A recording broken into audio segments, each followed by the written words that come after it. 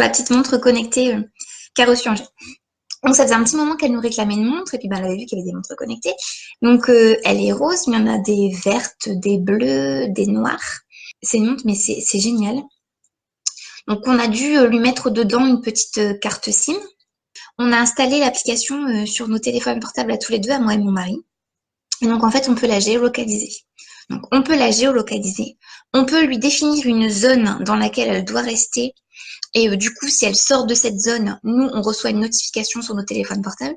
Donc, on a essayé la notification, mais dans la seconde, tous les deux, on reçoit un message comme quoi la montre, elle est plus dans la zone.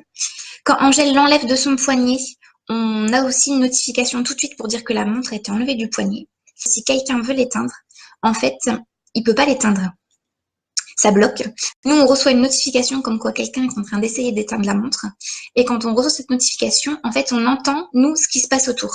Donc, Angèle, elle aurait juste qu'à parler, qu'est-ce que vous faites? On la géolocalise et on sait tout de suite où elle est. Ensuite, qu'est-ce qu'elle fait encore, cette montre? Oui, Angèle, elle a un appel SOS. Donc, il faut qu'elle appuie longtemps sur le bouton, enfin, longtemps, 10-15 secondes, pour pas dire qu'elle appuie et puis que ça fait un SOS. Et donc, en fait, ça fait SOS, papa, maman. Et ça nous envoie tout de suite un message comme quoi Angèle, elle est en détresse, quoi. Après, nous, on peut à n'importe quel moment se connecter à la montre et entendre ce qui se passe autour d'elle. Et Angèle peut nous appeler. Donc, elle peut appeler son père et moi. C'est juste les deux personnes qu'elle peut appeler parce qu'on lui a mis que ces deux personnes dans la montre. Donc, elle ne peut appeler que nous deux. Et on l'entend. On l'entend dans nos téléphones portables et elle nous entend aussi. Et qu'est-ce qu'elle fait encore? Oui, elle compte ses pas. On a une petite application, donc on peut lui envoyer, par exemple, si on est content d'elle ou qu'on pense à elle, on peut lui envoyer des petits cœurs. Donc elle reçoit des petits cœurs comme quoi papa et maman pensent à elle. On trouve ça plutôt bien. Et on se dit que, bon, Angèle, elle est qu'en CE1, donc la montre là, elle la met que pour la maison. On se dit que, pour l'instant, c'est un peu plus du gadget, mais on se dit, par exemple, si on part au parc cet été, on va la lui mettre parce que, on l'a déjà perdue une fois, Angèle, à Dennis Park. En fait, moi, je pensais qu'elle était avec mon mari pensait qu'elle était avec moi. Et en fait, elle était restée au manège où on venait de finir. Elle avait regardé quelque chose, mais on l'avait pas vu. Bon, ça a duré 5 minutes, mais ça a été les 5 minutes les plus longues de ma vie, où j'ai couru, un truc de dingue, j'ai couru super vite.